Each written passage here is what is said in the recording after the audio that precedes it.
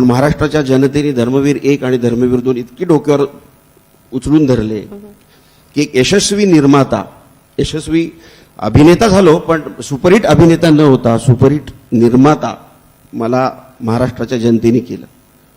आणि मी आता अजून एक तयारी करतोय, ती 2028 साली करेन कदाचित मी, पण त्याचं प्लॅनिंग सुरू आहे, गुवाहाटी फाईल्स, जो शिंदेंवर चित्रपट असेल. क्या बात आहे. तो 2028 साली मी सुरू करेन. त्याच्या आधी मला असं वाटतं की खूप लोक अशी टीका करत असतात की राजकीय माणसाशी कनेक्टेड आहे, मग राजकीय चित्रपट, मग राजकीय सगळं.